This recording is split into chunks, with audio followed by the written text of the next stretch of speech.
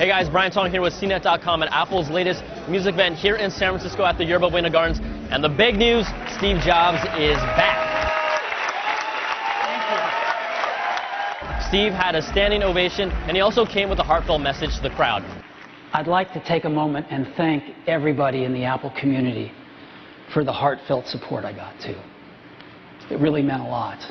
After the ovation, the news here is that cameras are coming to the iPod family, but only the iPod Nano for now. Now the pricing for the Nano will be $149 for an 8 gig model and $179 for a 16 gig model. Apple positioned the Nano camera as being high quality, but did not mention the fact that the other pocket camcorders out there on the market are now shooting HD. The video quality looked like about 640 by 480 with my eyes. There were rumors that Apple was having issues with their cameras, so they did not appear on the iPod Touch, but overall they did lower the prices and bring more value. They're going to start at $199 and go up to as high as 64 gigs for $399.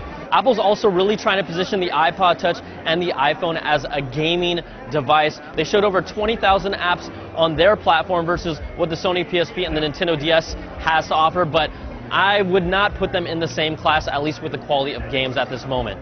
Apple also dropped some of the prices on their other iPod models. The iPod Classic will now be a 160 gig model for $249. The Shuffles are also getting a nice little price point, $59 for the 2 gig models and $79 for the 4 gig models. They're going to be coming out in all these new kind of polished popping colors, and Apple also is announcing a $99 special edition. It's going to be only available online. We've talked about the hardware, now we want to jump over to the software with iTunes 9. It's really being loaded and packed with a bunch of new features. Apple's really pushing their whole Genius feature, and now not only can you get song recommendations, but the Genius feature will be pumped into building Genius mixes, kind of like a radio station for your favorite genres. You're also going to have improved syncing in iTunes 9. iTunes is also getting home sharing, so what this allows is up to 5 computers on a home network to not only stream content from one to another, but also drag and drop and copy music files, maybe from your mom's computer over to yours if you like her kind of music.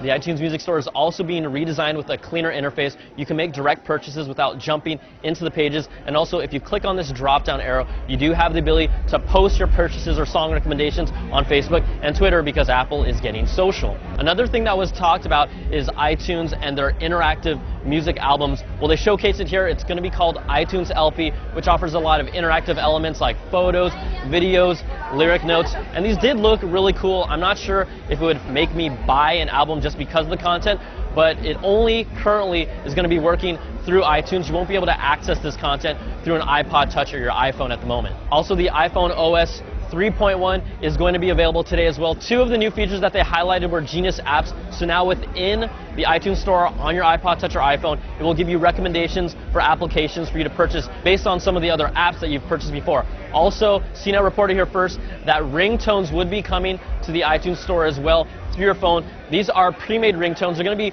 $1.29, and they will be available today as well. So the big announcements here to Apple's music event, obviously Steve Jobs is back in the house. Cameras are coming to the iPod Nano family for now and not the iPod Touch. And also we saw upgrades to iTunes 9 and the iPhone OS software for 3.1. For CNET.com, I'm Brian Tong here in San Francisco. Hi, I'm Molly Wood, host of the CNET Mailbag Show. It's the show where we read all of your email from the ridiculous to the sublime, and we especially like the hater mail. Really. See it in high def at CNET.com/mailbag.